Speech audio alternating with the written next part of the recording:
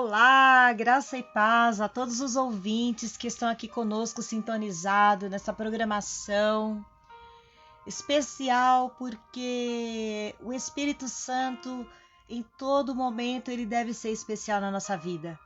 E o nosso propósito é trazer para você reflexão dos evangelhos, que é a verdadeira palavra deixada para que nós, enquanto cristãos, sigamos. Hoje o nosso tema é unidade e alegria em oração. Regozijai-vos sempre no Senhor. Outra vez digo, regozijai-vos. Seja a vossa equidade notória a todos os homens. Perto está o Senhor. Não estejais inquietos por coisa alguma. Antes as vossas petições sejam em tudo conhecidas diante de Deus pela oração e súplica com ação de graças. E a paz de Deus, que excede todo entendimento, guardará os vossos corações e os vossos pensamentos em Cristo Jesus. Quanto ao mais, irmãos, tudo que é verdadeiro, tudo que é honesto, tudo que é justo, tudo que é puro, tudo que é amável, tudo que é de boa fama, se há alguma virtude e se há algum louvor nisso, pensai. O que também aprendestes e recebestes, e ouvistes e vistes em mim, isso fazei. E o Deus de paz será convosco. Filipenses 4, versículo 4 ao 9. Este é um dos textos mais belos quando se fala sobre unidade. Ele é o texto base para a nossa mensagem de hoje. O cuidado de Paulo, sua cautela e seu amor em alertar as igrejas que faziam parte do corpo de Cristo eram de impressionar a muitos nos seus dias e até os nossos dias hoje. No versículo 7, quero destacar o que Paulo fala à igreja de Filipos.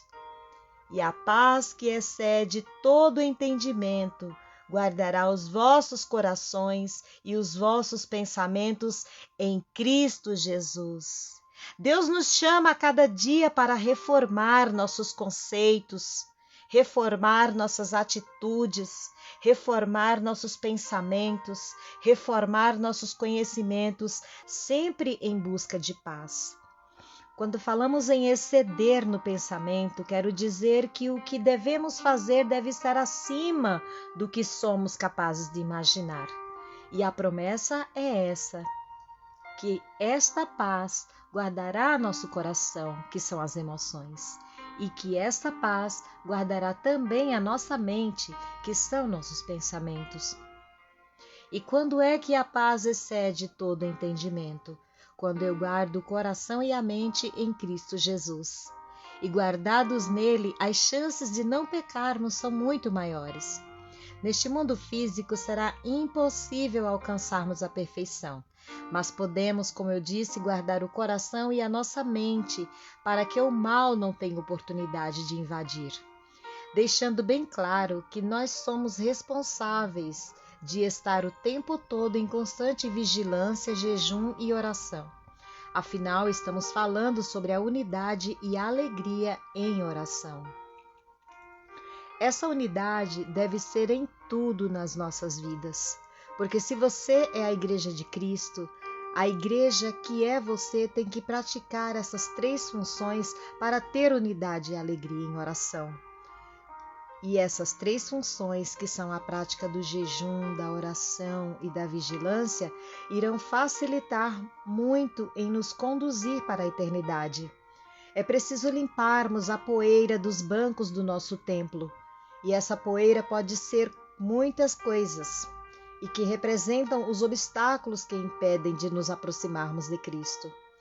Paulo, mesmo sem internet ou qualquer outro tipo tecnológico mais avançado de comunicação, como os que temos hoje, ele sabia dos sérios problemas que esta igreja em Filipe estava enfrentando com alguns falsos mestres, onde a desunião estava se instalando de forma rápida entre eles. Por isso ele escreve uma carta calorosa aos filipenses, pois Paulo se preocupava com os cristãos da Igreja de Cristo. Então ele chama e alerta para que todos perseverem unidos em torno do Evangelho. E quando abraçamos o Evangelho, somos inundados pela alegria da nova vida.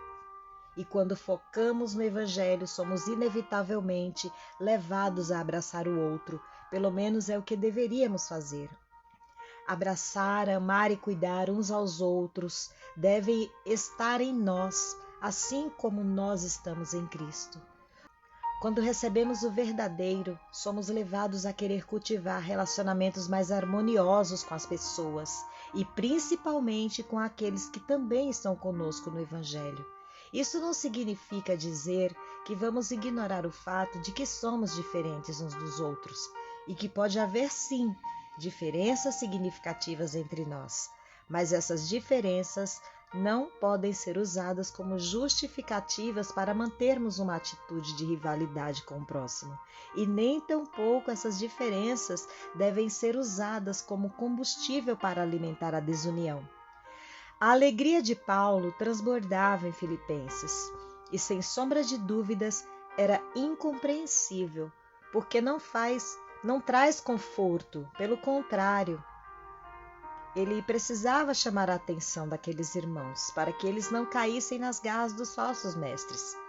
E não são muitas pessoas que querem aceitar correções, mas a alegria dele em fazer essa correção vinha de Cristo. Essa advertência não é um esforço pessoal de Paulo para manter-se como exemplo.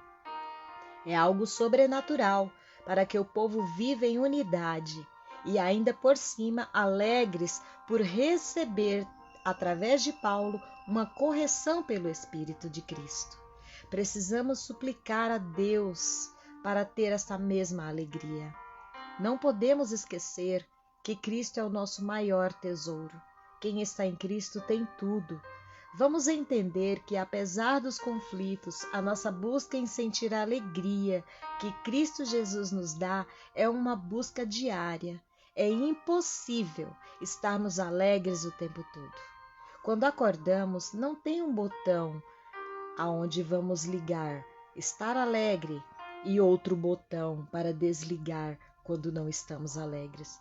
Mas o simples fato de pertencermos a Cristo já é um grande ato de reconhecimento, de alegria e de glorificação para com Cristo.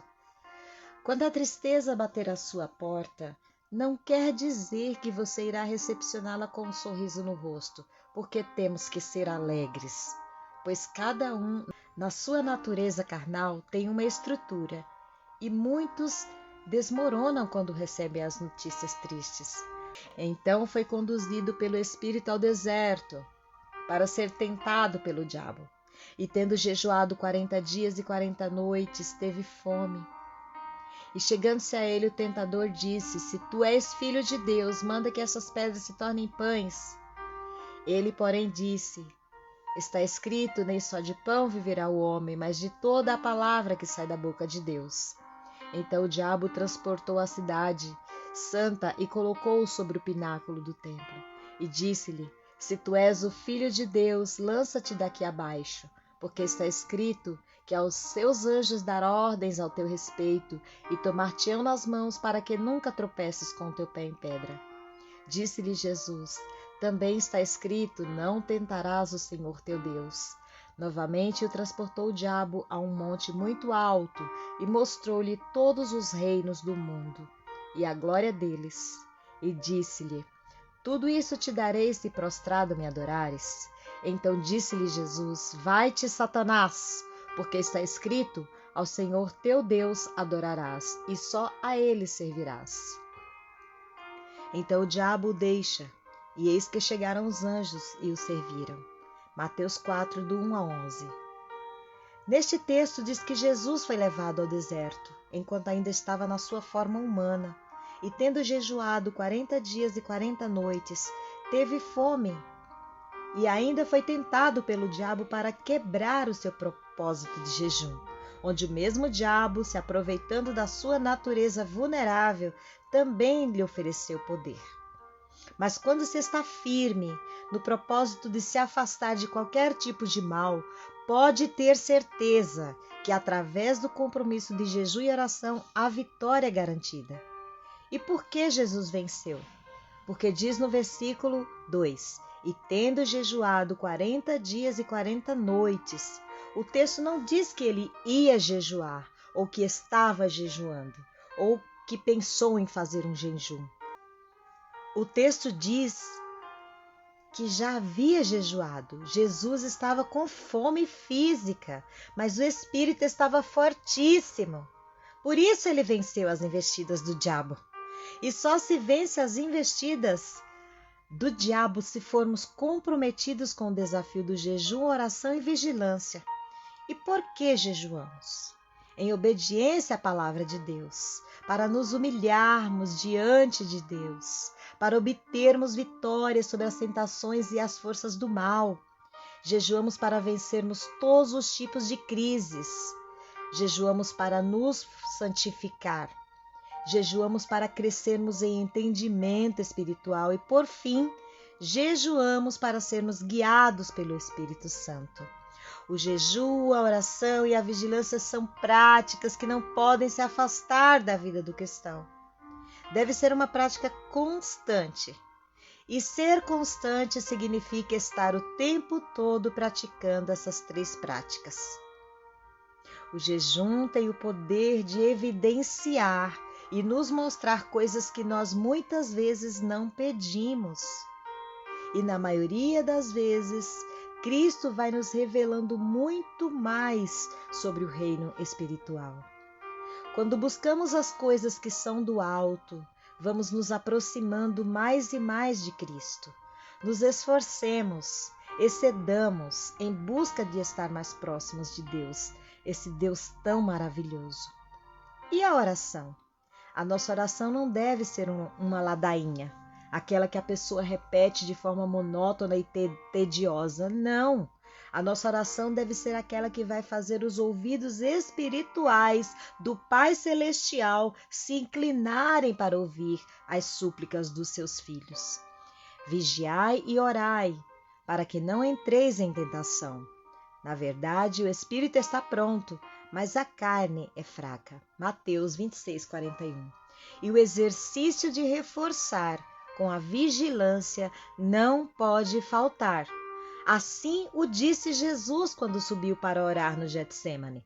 Ele, enquanto homem natural, precisou da unidade em oração dos discípulos que andavam com ele. Naquele momento, os discípulos não estavam preparados para vigiar, muito menos para orar, pois se dormiram era porque estavam cansados. A função de um vigia é estar em constante estado de alerta, monitorando com atenção o que precisa ser guardado. Portanto, esteja em todo o tempo alerta e guarde a sua vida debaixo da cobertura de Cristo. Que a graça de Deus esteja sobre a sua vida para te manter firme e forte. Amém?